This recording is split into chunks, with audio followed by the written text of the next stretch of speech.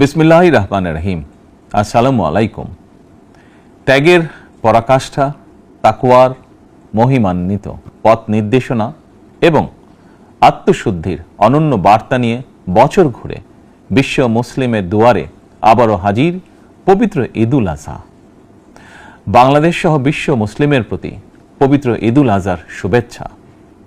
দল, মত, ধর্ম, বর্ণ নির্বিশেষে দেশবাসীকে পবিত্র ঈদের শুভেচ্ছা জানাই।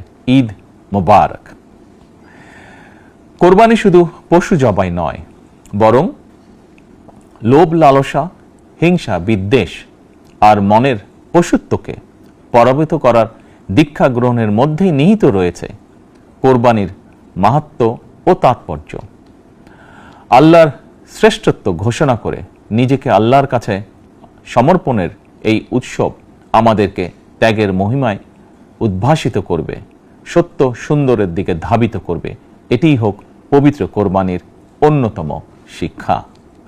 প্রিয় দেশবাসী, যাদেরকে আল্লাহ এবছর কোরবানি করার সামর্থ্য দিয়েছেন, তাদের প্রতি আমার বিনীত আবেদন, এবছর যাদের পশু কোরবানি দেওয়ার সামর্থ্য হয়নি, তাদের সঙ্গে কোরবানির পশুর মাংস ভাগাভাগি করে নিন।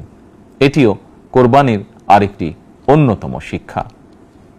প্রিয় দেশবাসী, আপনাদের প্রতি আমার বিনীত আহ্বান, কোরবানির চামড়া যথাযথ প্রক্রিয়ায় সংরক্ষণ করুন। কোরবানির পশুর রক্ত ও বর্জ্য পরিষ্কারের ব্যাপারে পরিচ্ছন্নতা কর্মীদের সহায়তা করুন দয়া করে। যথাসম্ভব নিজেরাও পরিচ্ছন্নতা অভিযানে অংশ নিন সম্ভব হলে, যাতে কোরবানির দিনই সংশ্লিষ্ট স্থানগুলো পরিষ্কার পরিচ্ছন্ন করে ফেলা যায়। পবিত্র ঈদে কায় মনোবাক্যে আল্লাহর দরবারে প্রার্থনা, তিনি যেন আমাদের মাতৃভূমি সহ সমগ্র মুসলিম বিশ্ব ও মানব জাতির জন্য শান্তি, নিরাপত্তা ও স্থিতিশীলতা দান করেন।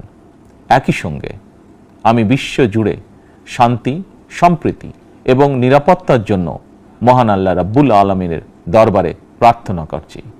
প্রিয় দেশবাসী, আবারও আপনাদেরকে ঈদুল আজহার শুভেচ্ছা জানাই। ঈদ মুবারক।